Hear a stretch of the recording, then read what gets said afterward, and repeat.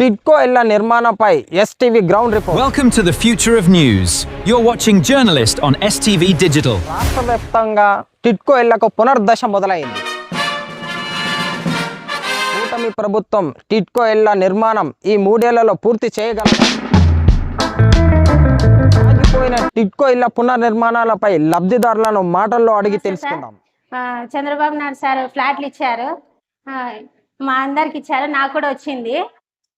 ఇది హాలు, అక్కడ kitchen room, అది బెడ్రూము, వాష్రూమ్ ఉన్నాయి, బాగున్నాయి ఫ్లాట్స్. అయితే జల్దీ అవి ఫినిష్ చేసి మాకు చేతికి ఇస్తే కనుక బాగుంటుంది.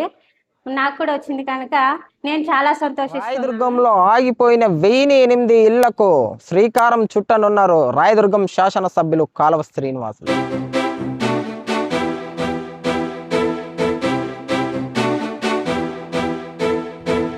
పేద నిరుపేద కుటుంబాలకు సంబంధించిన ఇల్లు లేని వారందరికీ ఒక మంచి ఇల్లు కట్టించి ఇవ్వాలనే తలంపుతో చేసిన ప్రయత్నమే ఈ బహుళ అంతస్తుల గృహ సముదాయం. ఇక్కడికి వస్తే నేను మంత్రిగా ఉన్నప్పుడు చాలా ఆనందపడేవాడిని. నా ఆధ్వర్యంలో ఇదంతా బ్రహ్మాండంగా ఇల్లు కడతా ఉన్నారని.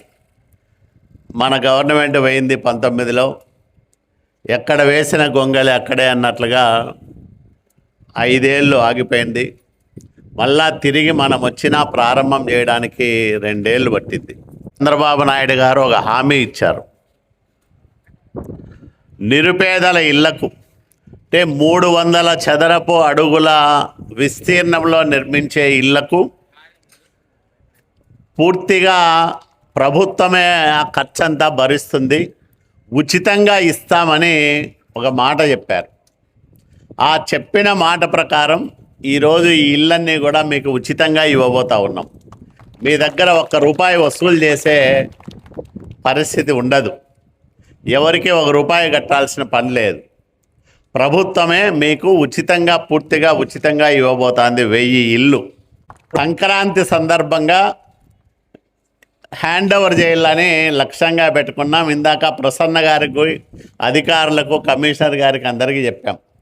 డిసెంబర్ డెడ్లైన్ పెట్టుకోండి. మీరు డిసెంబర్ లోపు ఈ పనులన్నీ పూర్తి చేసి ప్రభుత్వానికి స్వాధీనం చేస్తే ప్రభుత్వం వాటిని లబ్ధిదారులకు ఇస్తుందని వాళ్ళందరికీ చెప్పాము. అందరూ ఒప్పుకున్నారు. ఎలక్ట్రిసిటీ ఇబ్బంది లేకోకుండా మీ దగ్గరే ఒక సబ్స్టేషన్ కూడా నిర్మాణం చేస్తూ ఉన్నాం.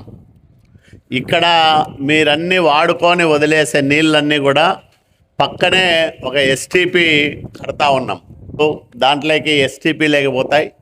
ఆ నీళ్ళన్నీ అక్కడ శుద్ధి చేస్తారు, తర్వాత బయటకు వదులుతారు.